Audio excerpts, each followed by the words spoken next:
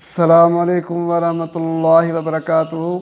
नाज़रीन, आज की इस वीडियो में मैं आपके सामने एक अहम मसला लेकर आया हूँ कि अगर कोई मुसलमान भाई है जिसने सेहरी कर ली है और उसके बाद नमाज फ़जर पढ़ी है, नमाज फ़जर के बाद उसको मुंह भर कर उल्टी आई है और हद से ज़्यादा उल्टी आई है, क्या उससे उल्टी से उसका रोज़ा टूटेगा या नहीं टूटेगा?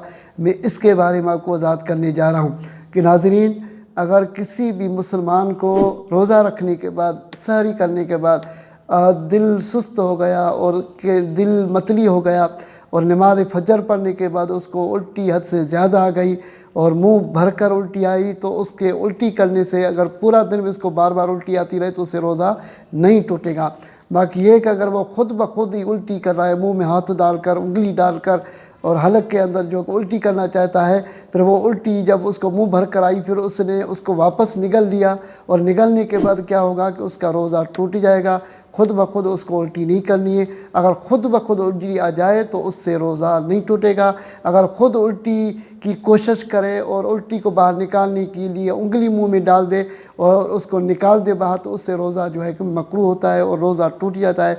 यानी उसमें ख्याल रखना होता है कि ख़ुद ब खुद उल्टी नहीं करनी है, बाकी ख़ुद उल्टी आ जाए तो उसका रोज़ा बरकरार रहेगा और रोज़ा नहीं टूटेगा और उसकी जो है कि उल्टी का कोई मसला नहीं। ये था ज़रूरी मसला जो कि हमने आपके सामने वज़ाहत के साथ पेश किया। अगर आप हमारे इस वीडियो को सुनेंगे तो इंशाअल्लाह ताला आपको बहुत फ़ायदा होगा। अस्सलामु अलैकुम वरहमतुल्लाहि वबरकातुहू।